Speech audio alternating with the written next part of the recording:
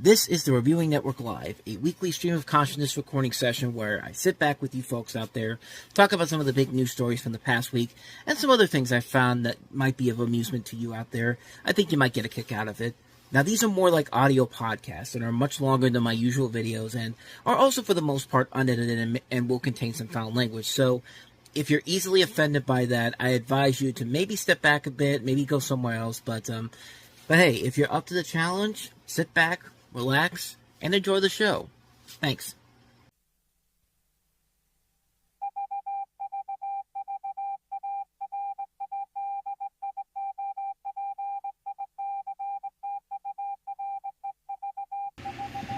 And for the 103rd time ever, we are live from the Reviewing Network studios. And hello, everybody. Welcome to another episode of the Reviewing Network Live, coming to you on this third Sunday of the month of August 2025. And I'm just kind of killing time right here, but we really do not have a whole lot of time this time around because there are 2 weeks worth of stories we got to get to. Because, of course, I didn't do a full show last week because of Steel City Con and the fact that we finished packing everything up.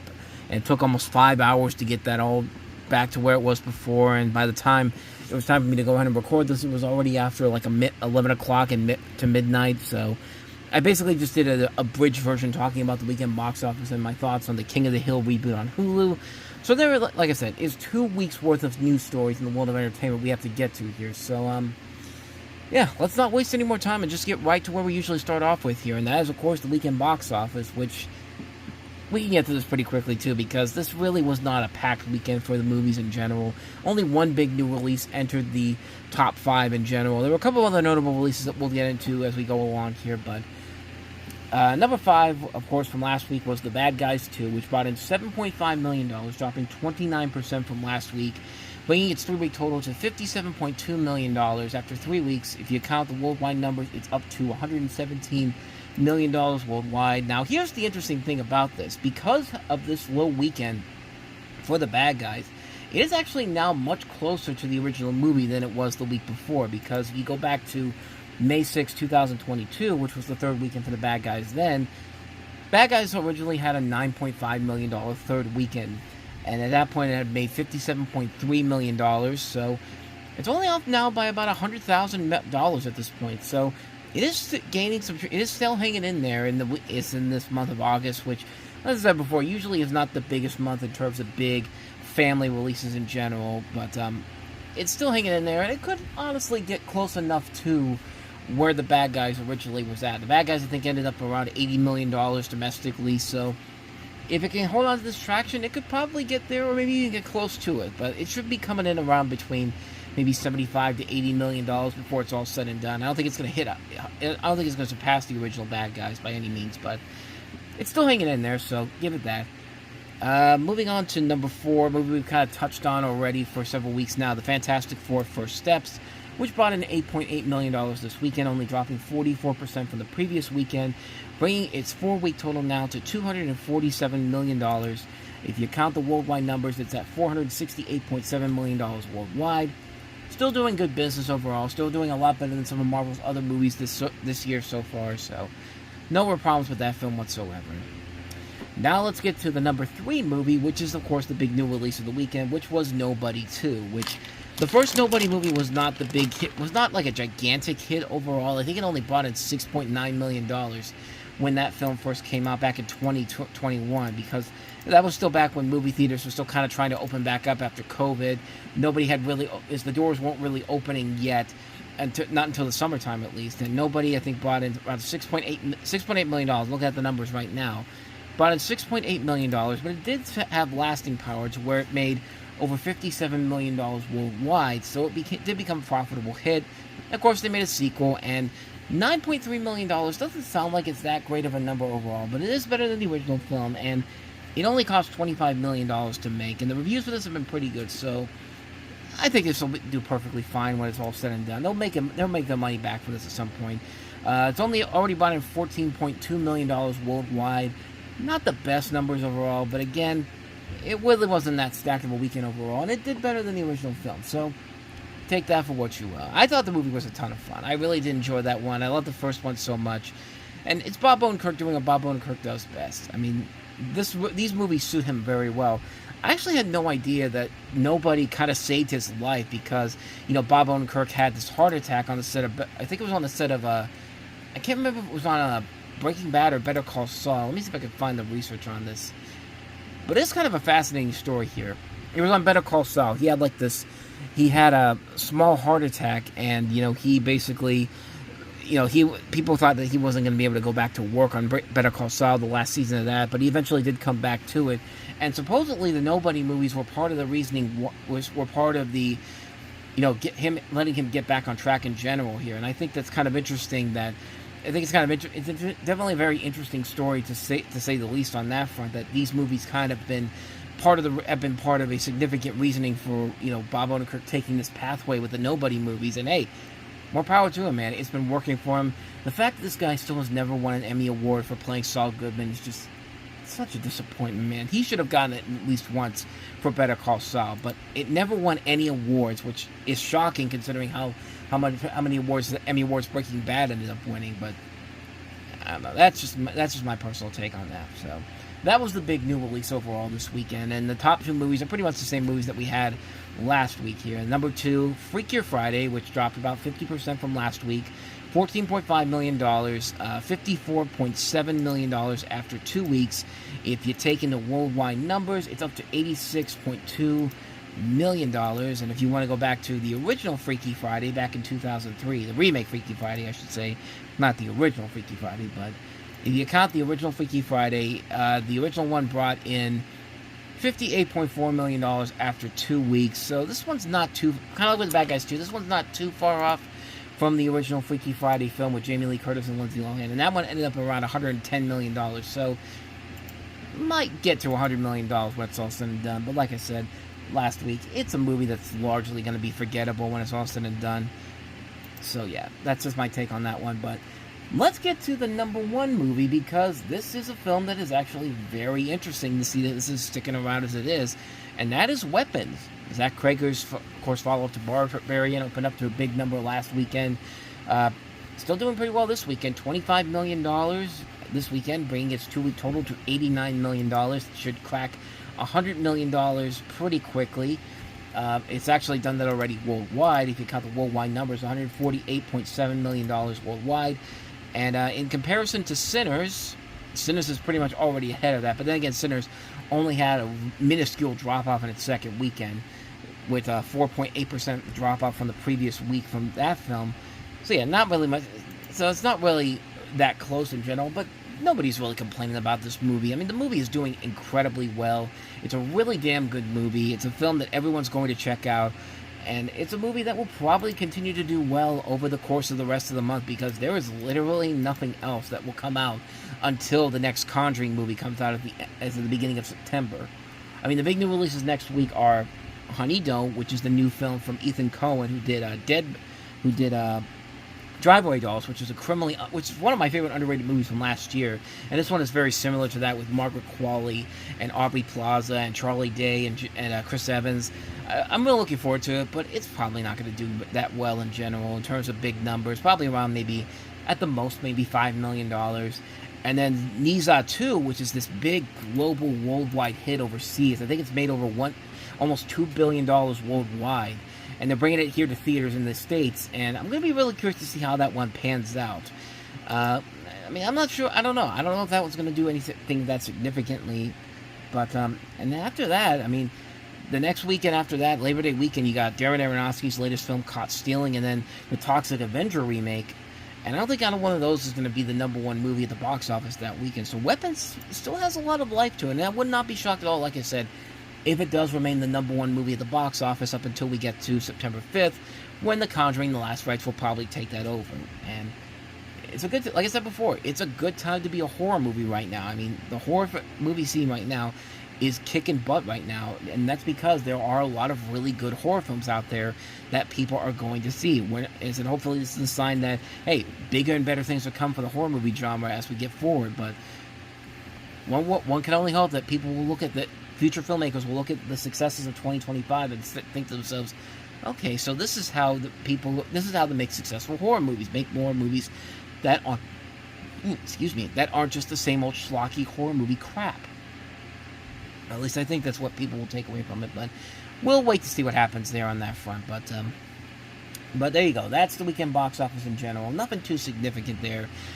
There were some other noteworthy new releases that came out this week. One of the big ones that I'm not actually... There's a couple of big ones that I'm actually not seeing being reported on here on Box Office Mojo. So let me go to a Twitter exhibitor relations. I think it's exhibitor relations. Let me see. ERC.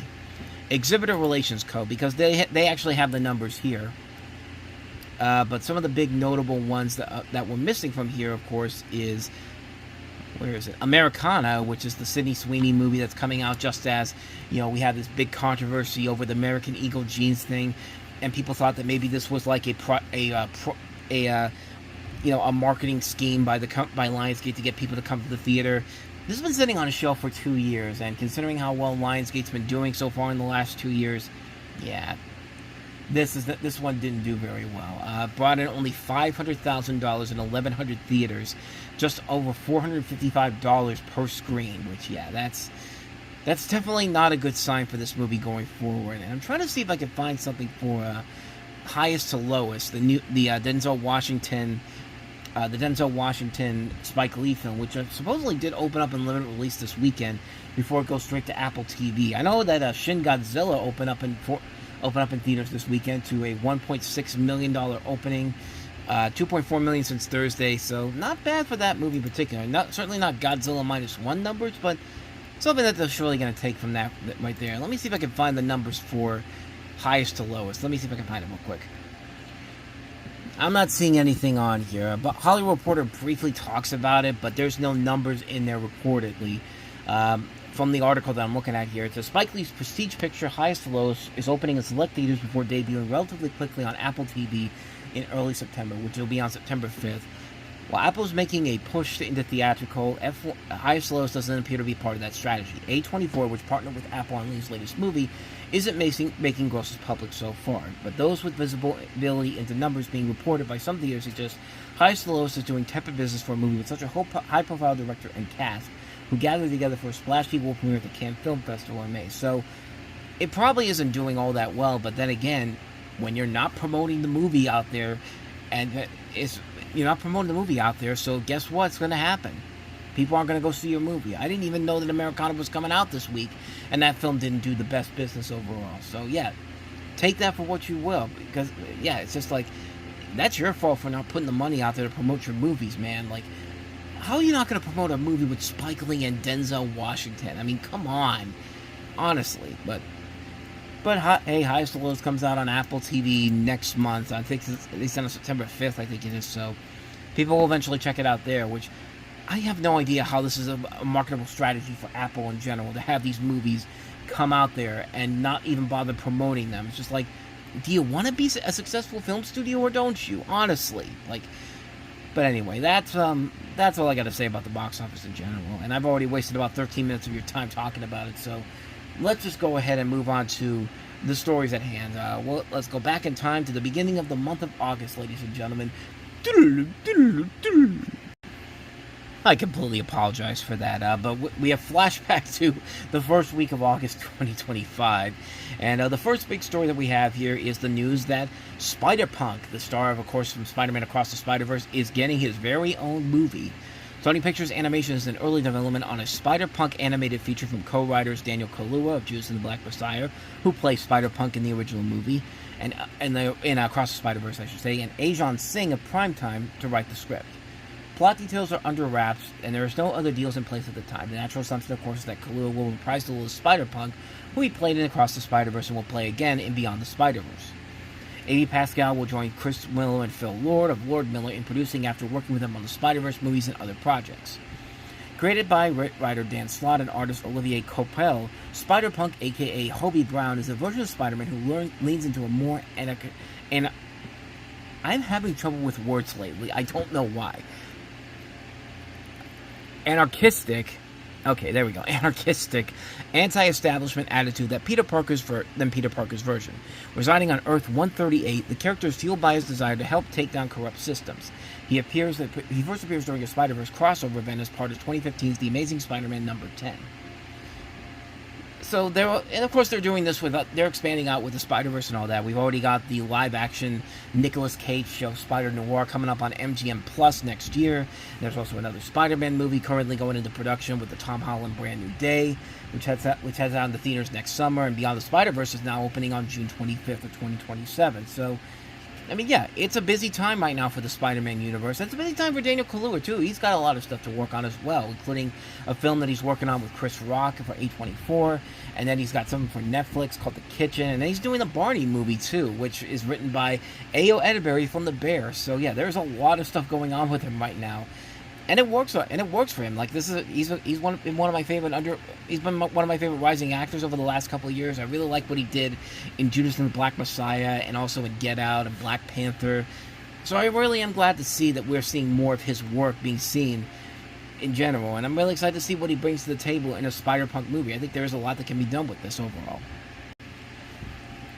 So one of the biggest news stories to start the month off was something that was kind of talked about for several years now, and has now finally become official, and that is the fact that ESPN has acquired the NFL Network, other NFL media assets, in exchange for 10% equity stake in ESPN.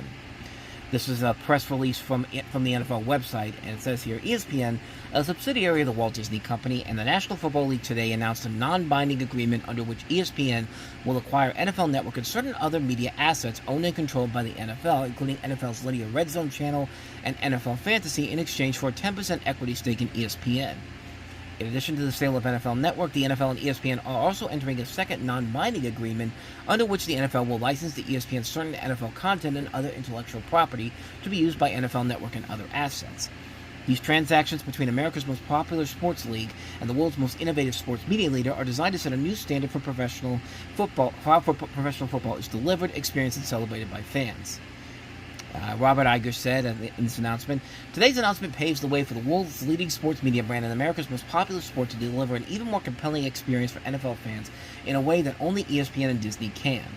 Commissioner Goodell and the NFL have brought outstanding media assets, and these transactions will add to consumer choice, provide viewers an even greater content, convenience, and quality, and expand the breadth and value proposition of Disney's streaming ecosystem. Roger Goodell said also, since its launch in 2003, NFL Network has provided millions of fans unprecedented access to the sport that they love.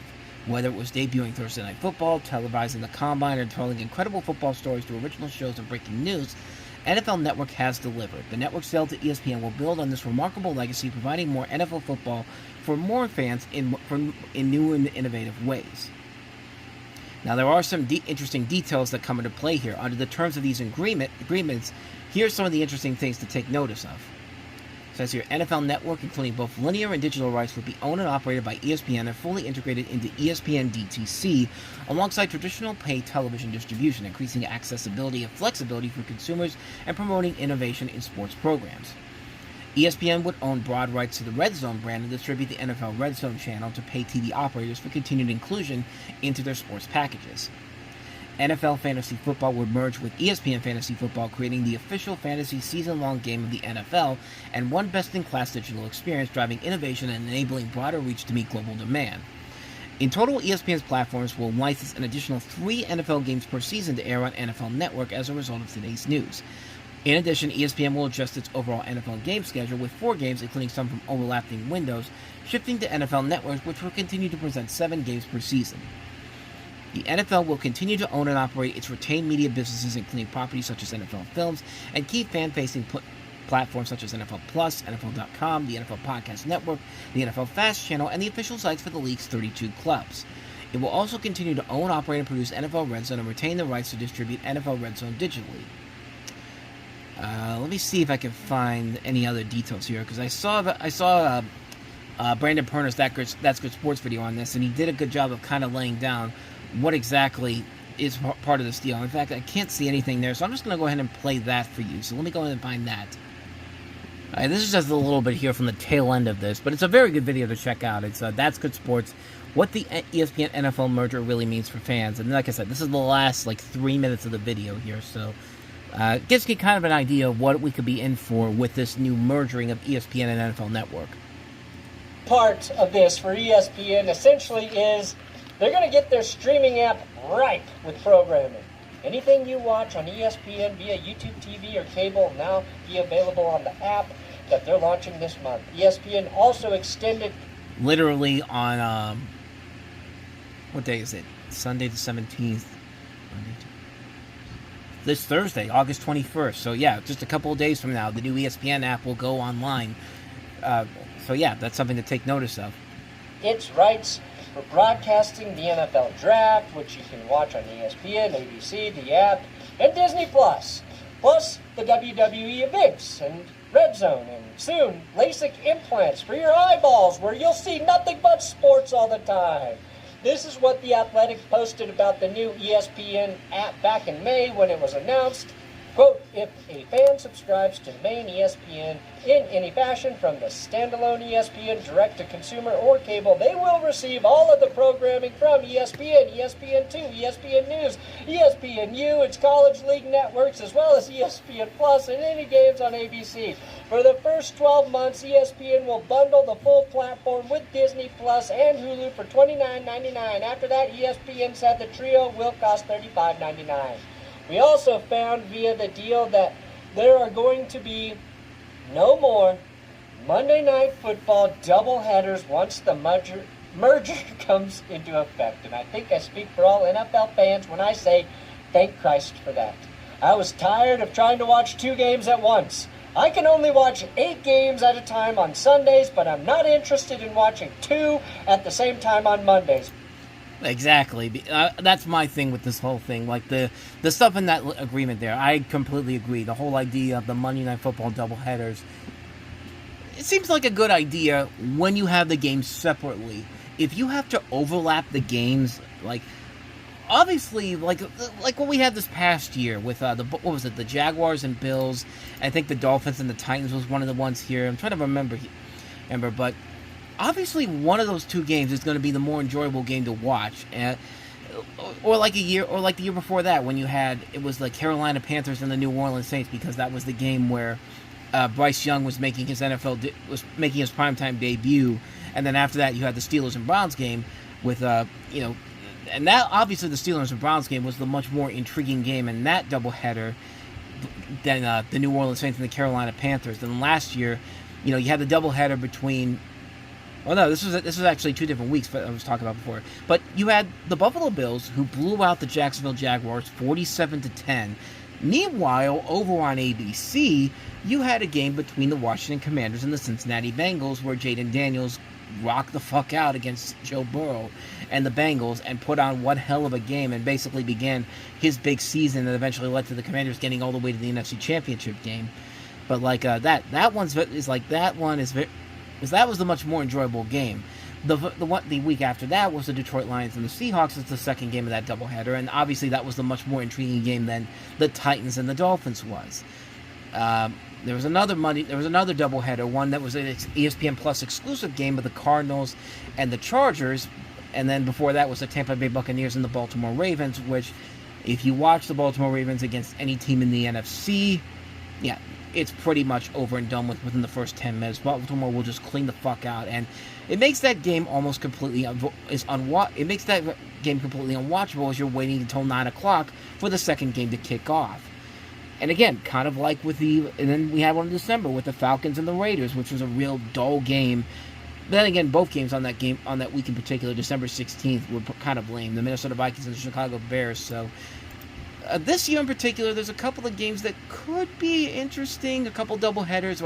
Like in week 2, we got Tampa Bay at Houston, which could be a very interesting game overall. And then you got the Chargers and the Raiders, which could be a fun game to see. Pete Carroll, Jim Harbaugh in that one. And then later at the end of the month, you got the Jets and the Dolphins, and then the Bengals and the Broncos. The Bengals and Broncos game could at least be very interesting. October 13th, you've got the Bills at the Falcons, and then the Bears at the Commanders. The Commanders, the rematch of the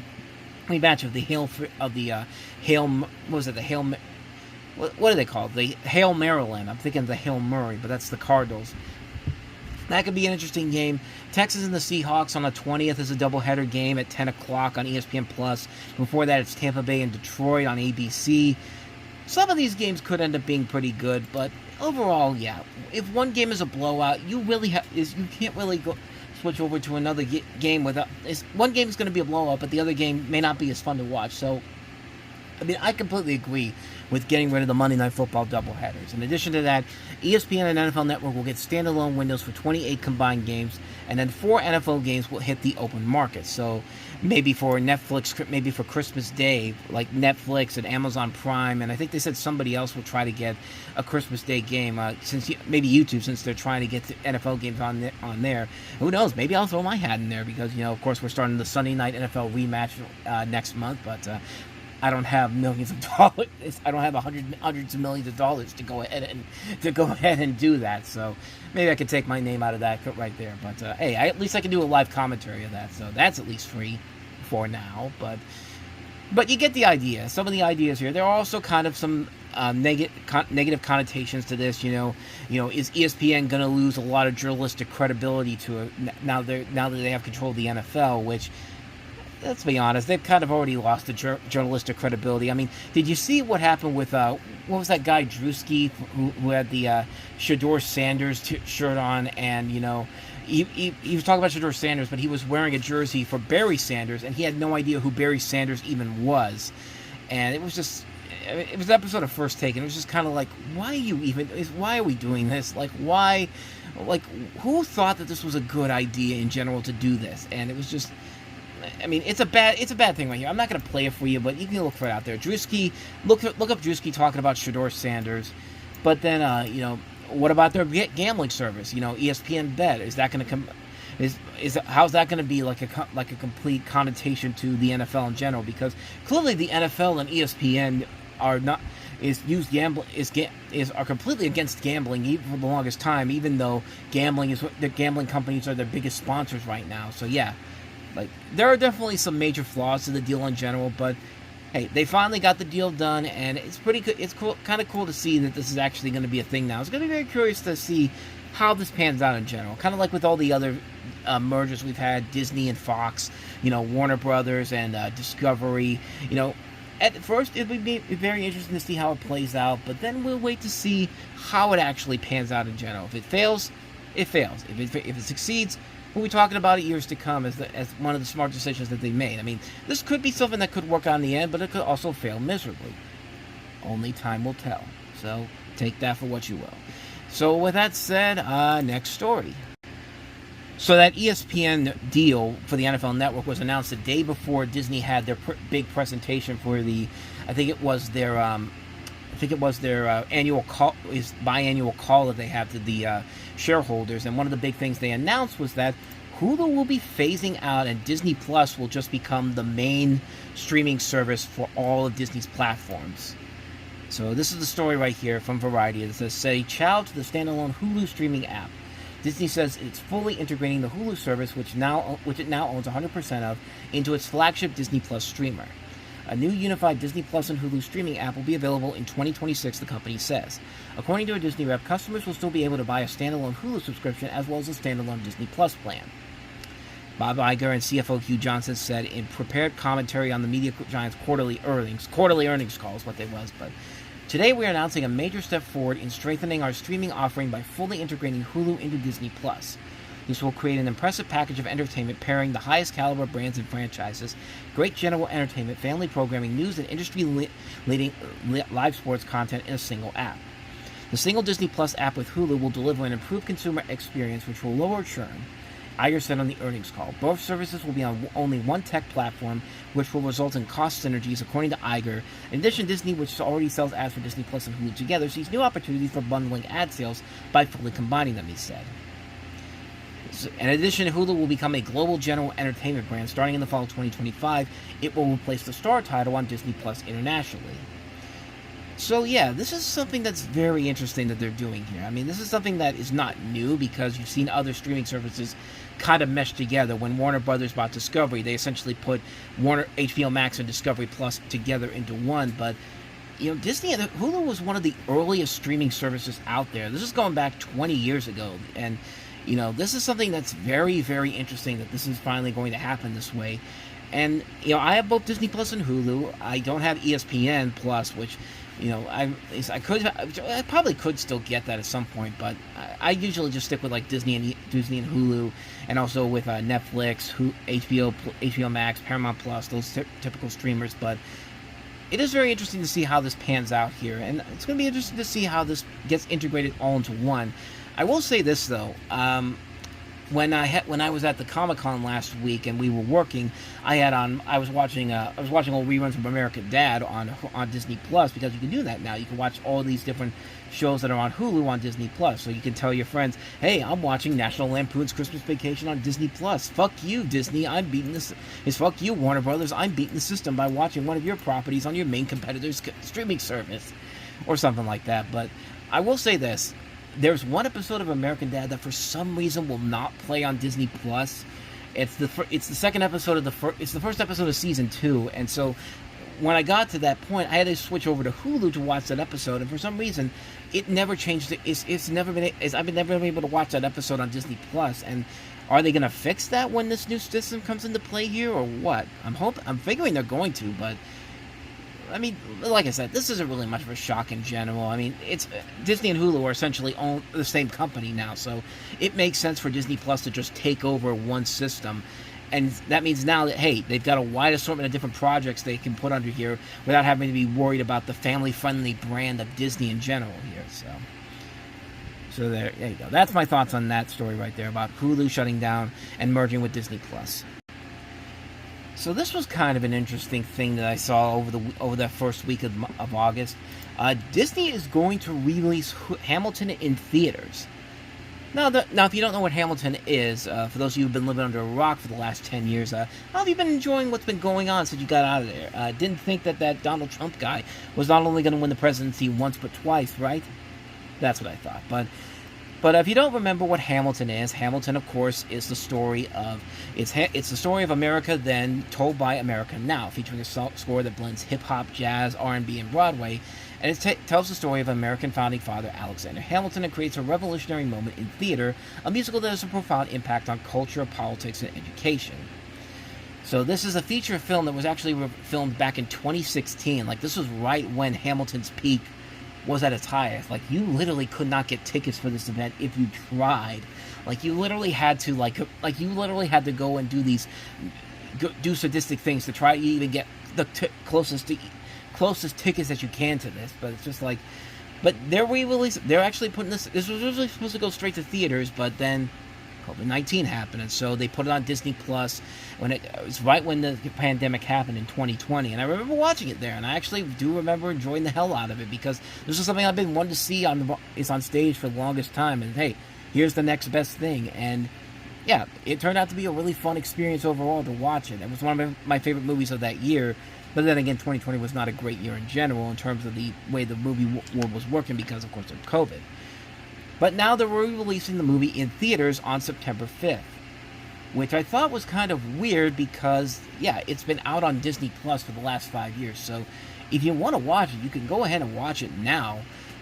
But here's the kicker of what they're adding to this. I have the Disney press release here, and it says, the theatrical release of Hamilton expands on the version available on Disney Plus with the inclusion of Reuniting the Revolution, an exclusive special prologue to the film featuring all new interviews from the original cast and creators as they reflect on the impact the show has had on their lives. And this director, Thomas Kail, is actually working on the Moana live-action remake that's coming out next summer.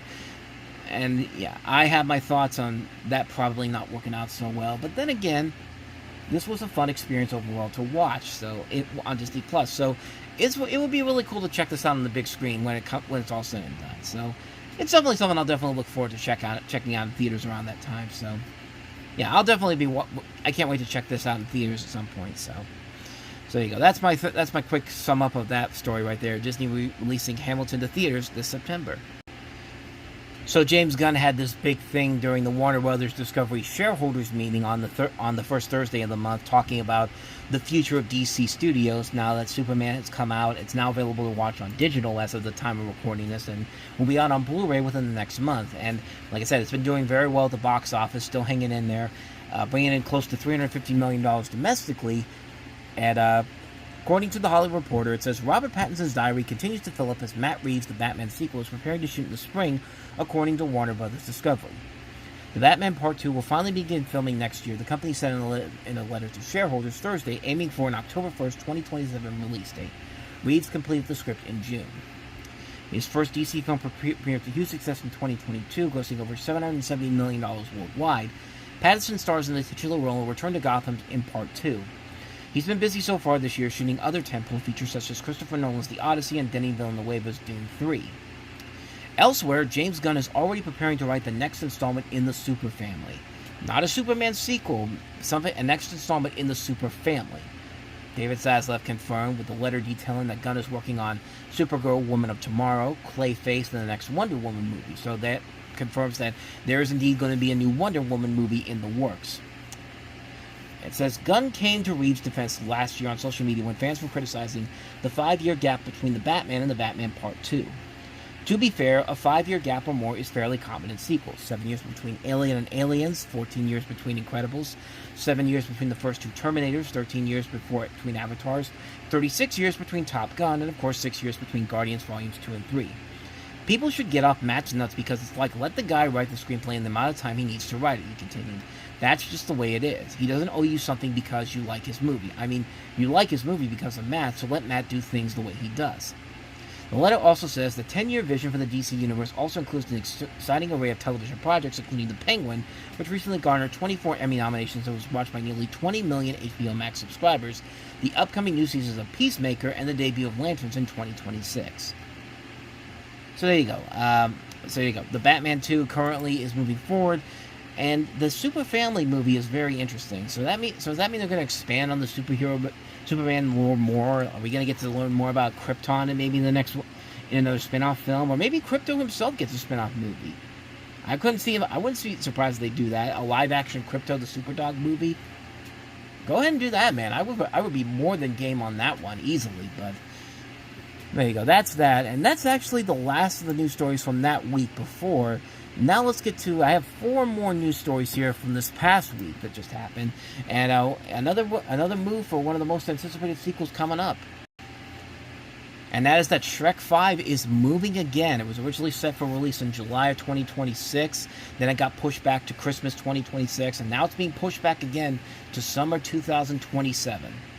Universal Pictures said on Monday it is moving DreamWorks Animation Shrek 5 from December 23rd, 2026 to Wednesday, June 30th, 2027. Essentially, the summer is better quarter for the mega return of the green fairy tale ogre and friends. That's the season he's always dwelled in. It will rep 17 years since the previous Shrek movie, Shrek Forever After.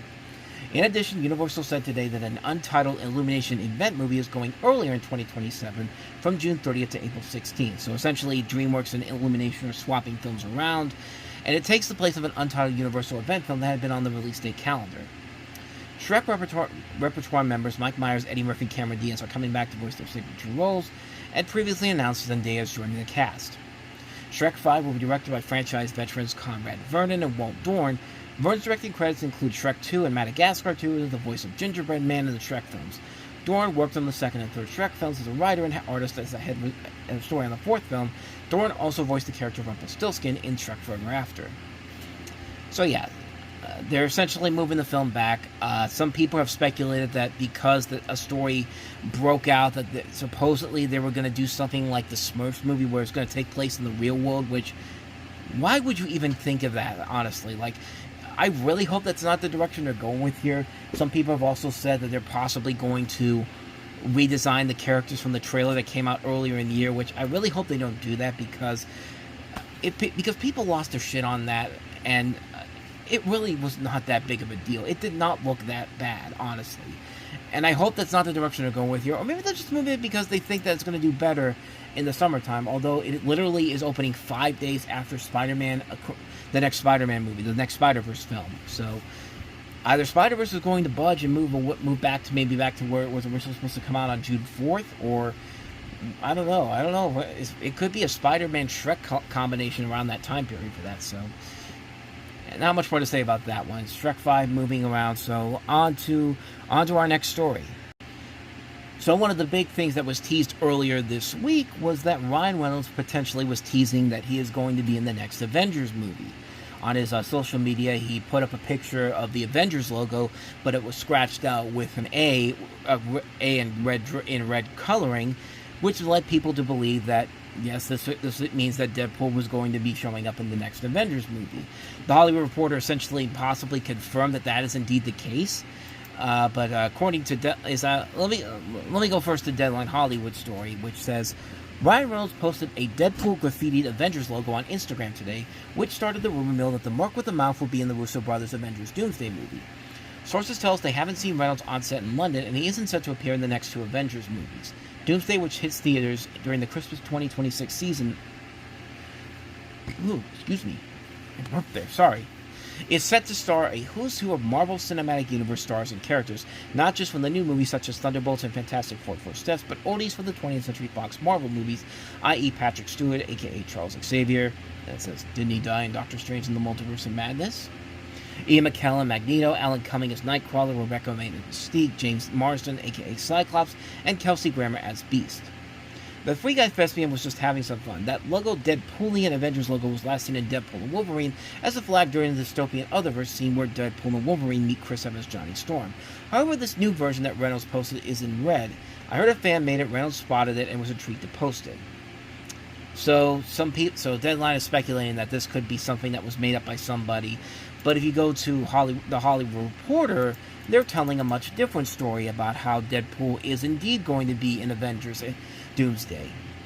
Let me see if I can find that tweet at. Where do I see it at? I found it right here. You can't really find it on the Hollywood Reporter's website, but if you go to the Hollywood Reporter Twitter page and go down to August 15th and look at the tweet that came out at 6:15 on that day, if you go to the Heat Vision section, they're talking a small bit about Ryan Reynolds potentially being in the film. It says here, early on Tuesday morning, Ryan Reynolds ignited speculation that Deadpool would finally get his dream and share the screen with the Avengers when he posted an Avengers logo that had been vandalized with graffiti, something Deadpool would do. Sources tell Heat Vision that yes, Deadpool will be appearing in Avengers Doomsday, excuse me. Don't expect him to actually be joining the Avengers team, though. And that's literally all it is, just a couple of paragraphs there. So, according to the Hollywood Reporter, it's essentially saying that, yes, he's going to be in there. So, I'm just going to go ahead and say that he probably is indeed going to be in Avengers Doomsday. And who knows, supposedly at the end of this month, on the 27th of August, they're going to do another big casting reveal for the Avengers Doomsday. For, something like they did earlier in the year with the Hollywood chairs and all that. So, supposedly they're going to do that again next week. So, we'll see if that actually comes to be, and maybe they'll announce it there. But I'm just going to say right now, if they're hiding it from most people, more than likely it means that, yeah, Ryan Reynolds is going to be returning as Deadpool, and yes, it will be in an Avengers movie. I mean, it should be something that's really kind of not surprising in general. Essentially, I mean, they're already combining the characters from the Fox X-Men movies in this new film, so it would not surprise me at all if Deadpool finds his way into this movie in any way, shape, or form. So, yeah, I'm just calling it right now. August 17th, 2025, Deadpool will be in the next Avengers movie. Book it. It will happen. Now watch it not happen. So anyway, next story. And that is the fact that Zach Cregger is looking to expand on the Weapons series universe in general. Of course, Weapons has been a big hit, a big breakout hit at the box office, but one of its biggest stars has been in the return of a very well-known character actress from back in the day, Amy Madigan, who plays Aunt Gladys in the movie. And apparently there's a whole lot more to her story, as the Hollywood Reporter says here. Unless someone else as ghoulish as Aunt Gladys comes along between now and Halloween, get ready for a sea of adults wearing costumes punctuated by bright orange wigs, lips smeared haphazardly with lipstick and enormous eyeglasses. Aunt Gladys, played by Amy Madigan, is among the many memorable characters in filmmaker Zach Cregger's R-rated Weapons, an original horror movie that is taking the multiplex by storm, much as Jordan Peele's Get Out did in 2017. And just as Get Out became the rare horror title to land multiple top Oscar noms, so could Weapons, with Madigan looking like a contender. Yet there's another reason to be on the lookout for Aunt Gladys. Multiple sources tell the Hollywood Reporter that Warner Bros. And New Line, home of Weapons, are already talking with Cregger about making a prequel exploring the origin story of the strange aunt, who suddenly arrives in town. What a Weapons conceit is its chapter structure centering around particular characters, and sources say that Cregger actually had a chapter focused on Gladys and some of her backstory. He ultimately pulled that section from the script for length purposes. Now, with the movie's wild success, that lost chapter will be expanded into a full-length story. Sources say no deals have been made, nor is there any timeline. That's partially because Krager is already in prep on his next feature. He wasn't even in town for the opening of Weapons, as he was in Prague for pre-production on his Resident Evil reboot for Columbia Pictures, for which he is to receive a $20 million payday, an astonishing figure for a filmmaker working on only his third feature. Evil is scheduled to open in theaters September 18, 2026. The question on many lips is, where will Krager go next? If he was already a filmmaker on the rise thanks to the out-of-nowhere success of his 2022 debut, Barbarian, Weapons has given him carte blanche and a pen to write his own ticket with the help of his CAA Artist First and Jackaway Austin reps, of course. The Weapons prequel is only one of his options. There is Henchman, an original story that would be for Warner Brothers that is now its DC Studios division must seriously consider, and there's Flood, a sci-fi script that he's already written. Whatever film it is, however, there's a better-than-average chance it will be at Warner's. Co-movie chief Michael DeLuca was the first exec in town to finish reading the Weapons script after making an offer at Krager. As him and producer Roy Lee sent it out at 8 a.m. sharp one January in 2023 in a maverick move to spark a bidding war. Krager told The Hollywood Reporter that DeLuca called at 9:30 to say he wanted to make the movie. Hours later, Warner and its genre division New Line won the battle over others, including Peele's Monkey Paw Productions, that agreed to pay $38 million for the project. DeLuca also tried to land the rights to Krager's Resident Evil, losing that one to Sony, and he's been eager to get him back into the studio fold ever since. Keep in mind that Jordan Peele actually fired his agents because he didn't get Weapons. That was actually one of the more intriguing things that happened, which we kind of touched on in the review for that. Like, Jordan Peele actually fired people because he was so pissed he didn't get this movie. And it has worked out in favors because Weapons has grossed over as I said before, $89 million domestically. It's one of the biggest hits of this late summer season. And it's a highly acclaimed movie and people going out to see it. So yeah, this is not really much of a surprise in general. And it would be really interesting to see them expand on that character of Aunt Gladys because, yeah, that was a great character. And hopefully that they can expand it in a way that actually plays out very well and doesn't feel like it's there because, hey, this movie was a success and we had to make another one. Which, considering that Michael B. Jordan and Ryan Coogler are still not going to do a Sinner sequel, this is probably pushing Warner Brothers even more to go to Zach Krager and say, here's a blank check, do whatever you want with it, we want you to make another one of these movies. So, yeah, would not be shocked at all if this gets done sooner rather than later. So, with all that said, on to our last story here. And this one, like I said, when they were announcing that they were leaving before they were losing the rights to this, I had a feeling that some way or another they were going to get this series back. But NBCUniversal has acquired the Robert Ludlum series of books, including Bourne and Treadstone, as they have in this press release here. As it says here, NBCUniversal today announced that it has acquired all rights, excluding publishing, to Robert Ludlum's revered Jason Bourne and Treadstone book series in perpetuity. The deal fortifies the future of the Bourne franchise across the NBCUniversal enterprise, paving the way for new installments and a continued legacy for Ludlum's beloved character and the spy world he inhabits. With this new agreement, longtime Universal collaborator and story producer Frank Marshall will continue to shepherd forthcoming installments of the film series, as he has from the beginning of the Bourne franchise, along with Captivate's Jeffrey Weiner and Ben Smith. Captivate has managed the rights to the Ludlum estate since 2001. And it says right here, Universal Pictures has released 5 Bourne films in the critically acclaimed and commercially successful film franchise, including 4 starring Matt Damon and 1 starring Jeremy Renner. The films have collectively grossed more than $1.6 billion at the global box office.